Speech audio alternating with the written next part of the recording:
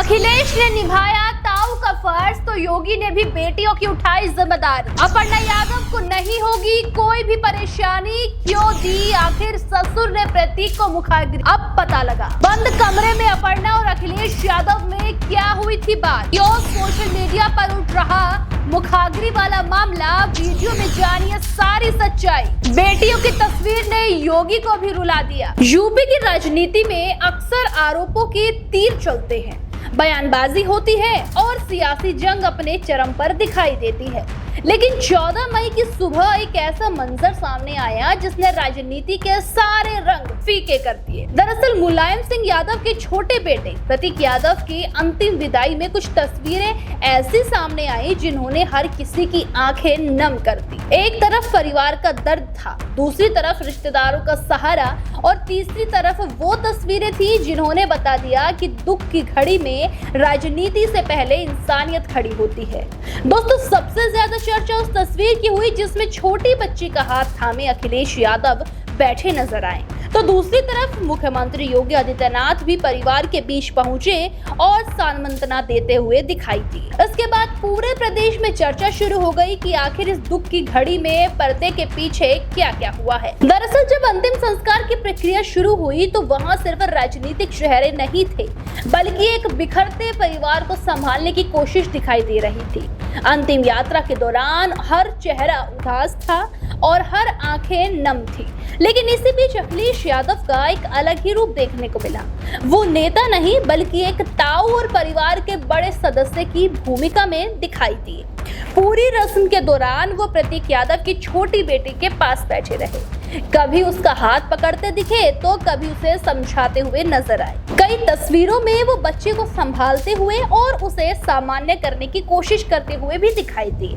लोगों ने कहा कि नेताजी के जाने के बाद अब परिवार की जिम्मेदारी बड़े भाई के कंधों पर साफ दिखाई दे रही है, तो दूसरी तरफ शिवपाल यादव भी परिवार के साथ चट्टान की तरह खड़े नजर आए। और इसी दौरान एक ऐसी तस्वीर जिसने लोगों का ध्यान अपनी तरफ खींच लिया। दरअसल सीएम योगी खुद अपर्णा यादव के आवास पहुंचे और उन्होंने प्रतीक यादव को श्रद्धांजलि अर्पित की। उन्होंने परिवार से मुलाकात की और शोक व्यक्त किया।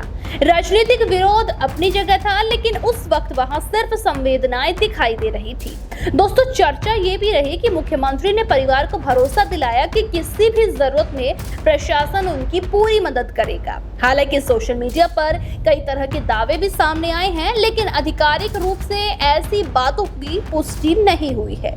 लेकिन इतना जरूर है कि मुख्यमंत्री ने परिवार को ढांढस बंधाने में कोई कमी नहीं छोड़ी है, और यही वजह रही कि लोग कहने लगे कि दुख की इस घड़ी में सियासत पीछे और इंसानियत आगे दिखाई दी है। इसके बाद सबसे ज्यादा चर्चा उस बंद कमरे की होने लगी जहां अपर्णा यादव और अखिलेश यादव के बीच बातचीत हुई थी। बताया गया कि परिवार के कुछ महत्वपूर्ण मुद्दों पर चर्चा हुई। सोशल मीडिया पर तरह तरह की बातें शुरू हो गई और मुखाग्नि को लेकर भी सवाल उठने लगे। हालांकि परिवार की तरफ से कोई आधिकारिक बयान सामने नहीं आया है, लेकिन अंतिम संस्कार के दौरान जो तस्वीरें सामने आई उन्होंने साफ कर दिया है कि परिवार पूरी तरह एकजुट दिखाई दिया। बाहर मौजूद लोगों के बीच भी यही चर्चा थी कि इस मुश्किल समय में कोई विवाद नहीं बल्कि एक दूसरे का साथ ज्यादा महत्वपूर्ण है। दोस्तों, यही वजह रही कि परिवार के सभी सदस्य एक साथ खड़े नजर आए। इस पूरे घटनाक्रम में सबसे ज्यादा भावुक करने वाला वो पल आया जब अंतिम विदाई की रस्में पूरी हो रही थी। उस समय अखिलेश यादव की नजरें बार बार अपने परिवार और बच्चियों की तरफ जाती दिखी। वहां मौजूद लोगों का कहना था कि उस वक्त कोई नेता नहीं बल्कि एक बड़ा भाई अपने छोटे भाई की कमी को भरने की कोशिश कर रहा है। तो दूसरी तरफ सीएम योगी की मौजूदगी ने भी लोगों को अलग संदेश दिया, क्योंकि राजनीति में चाहे मतभेद हो, लेकिन दुख के समय रिश्ते और संवेदनाएं सबसे बड़ी होती है। दोस्तों, प्रतीक यादव की विदाई ने एक तरफ से पूरे परिवार को गहरे दुख में डाल दिया है, तो दूसरी तरफ कई ऐसी तस्वीरें भी थी जिन्होंने लोगों के दिलों को छू लिया है। ताऊ बनकर बच्चियों का हाथ पकड़ते अखिलेश यादव हो या फिर परिवार के बीच पहुंचकर संवेदना जताते हुए योगी आदित्यनाथ हो, इन तस्वीरों ने साफ कर दिया है कि दुख के समय राजनीतिक दीवारें छोटी पड़ जाती है। और शायद यही वजह है कि आज पूरे प्रदेश में सिर्फ एक बात कही जा रही है कि सियासत रुक सकती है, लेकिन रिश्तों का साथ कभी नहीं रुक सकता।